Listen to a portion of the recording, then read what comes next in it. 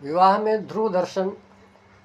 प्रधान home के पश्चात वर वधू को सभा मंडप से बाहर ले जाकर ध्रुव का दर्शन कराता है। उस समय वधू कहती है, ओम ध्रुवमसि ध्रुवाहम पतिकुले भूयाशम हो। हे ध्रुव नक्षत्र, जैसे तू ध्रुव है ऐसे ही प्रभु कृपा से मैं भी पतिकुल में ध्रुव होकर रहूं।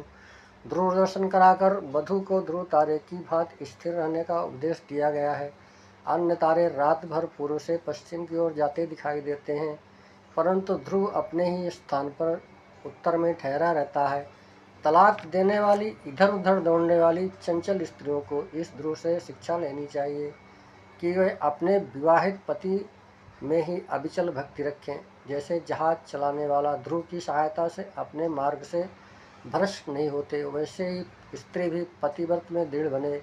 दोनों ध्रुव की भांति परस्पर प्रियाचरण में ध्रुव बने। ध्रुव एक स्थान पर 25 सहस्र वर्ष तक अटल एवं अटल रहता है। इसके पश्चात स्थान बदल लेता है। इससे उपदेश मिलता है कि गृहस्थ भी 25 वर्ष गृहस्थ में अटल रहें, उसके पश्चात अपना स्थान बदलकर वानप्रस्थ अथवा संन्यास में प्रवेश करें।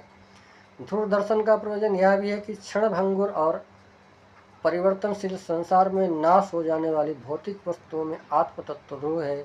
जिसने अध्रुव वस्त्रों के द्वारा उस ध्रुव वस्तु को प्राप्त नहीं किया, उसने जन्म लेकर और सामाजिक संस्कारों के प्रपंच में पढ़कर भी क्या किया। उसके बाद अरुंधति दर्शन होता है। अरुंधति दर्शन में ध्रुव दर्शन के पश्चात वर वधू को अरुंधति नक्षत्र का दर्शन कराया जाता है।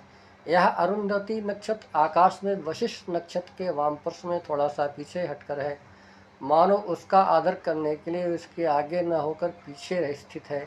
अरुंधति का अवलोकन करते हुए पत्नी कहती, अरुंधत्यसि रुद्धाहमस्मि। अरुंधति तरीके तारके जैसे तू सप्त ऋषि मंडल के निकट सदा रुकी रहती है, वैसे मैं भी अपने पति के नियमों में रुद्ध हो गई हूँ, बन गई हूँ।